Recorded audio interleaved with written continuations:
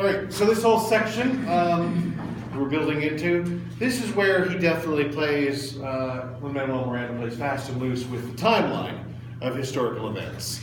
What he does not do, I think to his credit, is have to invent things for the climactic part here, the approach to the most cave. But he does align events in a way that they didn't quite align in history of the fact we got this followed by his son dying, moved to New York, all happening in this like really condensed period of time. But why do you think this is like odd? I think the structure, the way this kind of works, is because this feels like approach to the inmost cave, so to speak, in terms of what we expect to see in structure.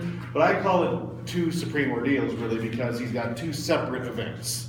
This one dealing with how the Reynolds pamphlet and how the whole that revelation kind of destroys him, and then on a personal level, what's coming up, how that kind of destroys him.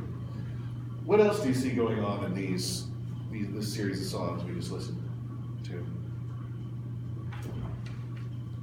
What are things that can relate to maybe the stories, topics that you're working on?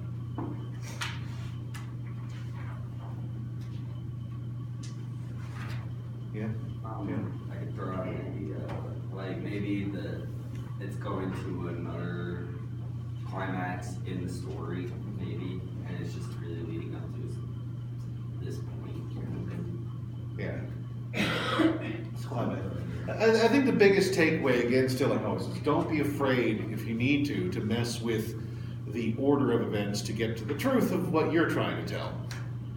I think, we talk about what is truth and what is thing, but a lot of times, again, there's the truth of what you're trying to tell, your point, versus the overall truth. And for what Lin-Manuel Miranda was trying to say, he isn't destroying the story, but just kind of tightening up it in a way you understand. I think for the average American, it doesn't necessarily matter which order or how stretched out or not this was. But in terms of the story, the truth he wants to tell, he wants to say that Hamilton had several challenges to what ultimately became his legacy. And there were several options for history to have turned out differently.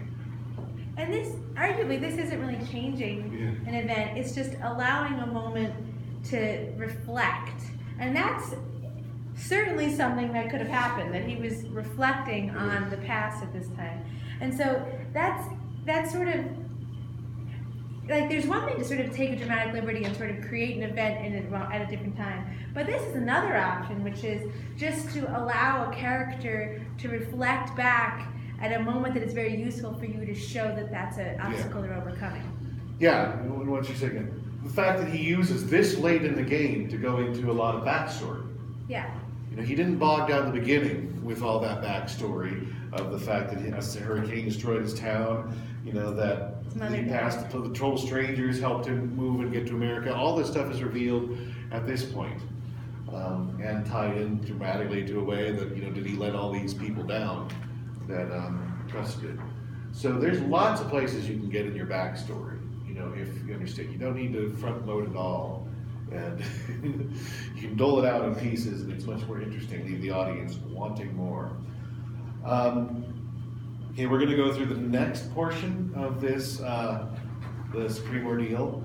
We're going to take it through the Reynolds pamphlet all the way through Stay Alive. So.